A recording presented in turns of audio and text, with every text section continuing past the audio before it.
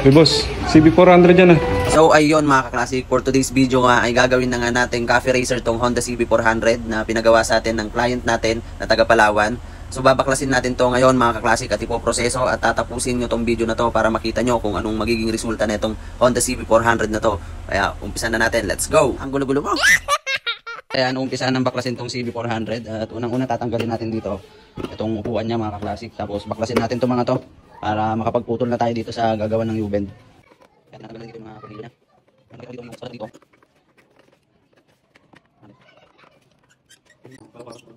Kaya natanggalan nila itong legs niya.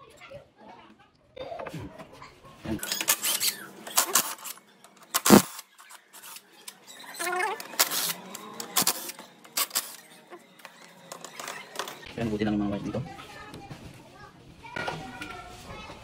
Ayan, natanggal na. Kitang-kita na natin yung chassis niya mga kaklasik. So sa part na to, dito na tayo magpuputol. At gawin na rin natin siya ng seat pan. At ako na rin magko-custom niyan ng seat para mas makuha natin yung sukat para dito.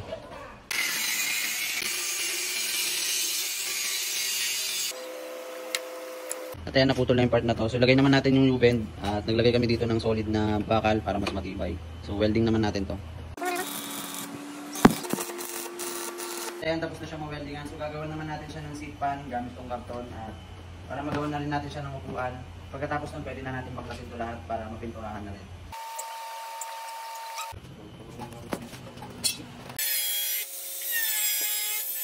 Ayan, tapos na rin tong seat pan at babaklasin na natin to lahat. Tanggalin na natin tong tangke at itong mga to.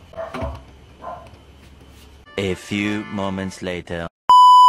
At ayan, nakalas na namin. So naitabi na rin namin itong mga pyesa na to at huhugasan na yung mga yan o lilinisan para mapinturahan na yung mga yan. So ayan.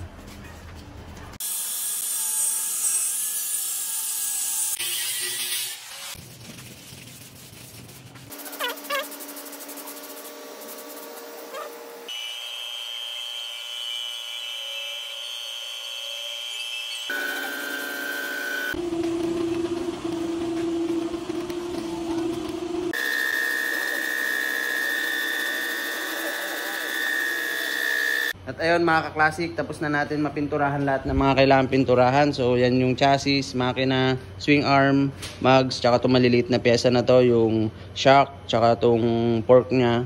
So ngayon mga kaklasik, bubuin na natin to at umpisahan natin sa makina.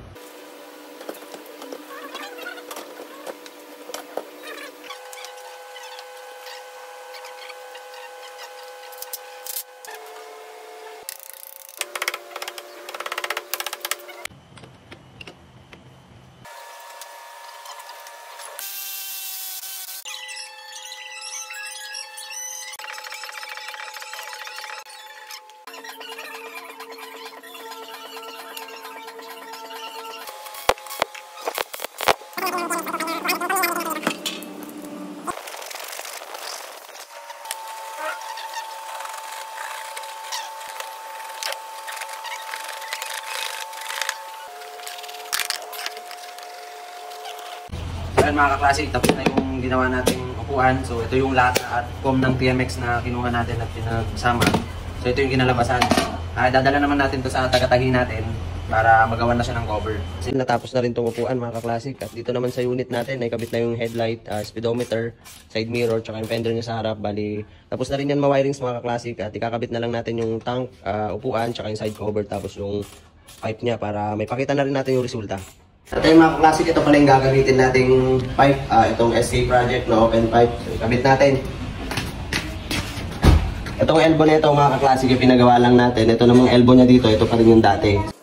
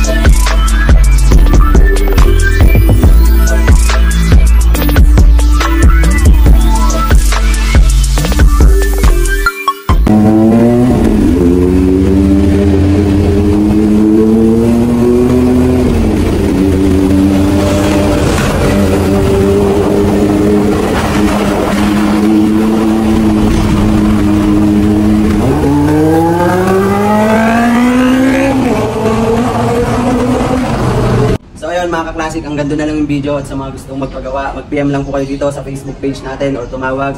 So hanggang doon na lang mga classic, abangan yung mga susunod na videos natin. Peace out.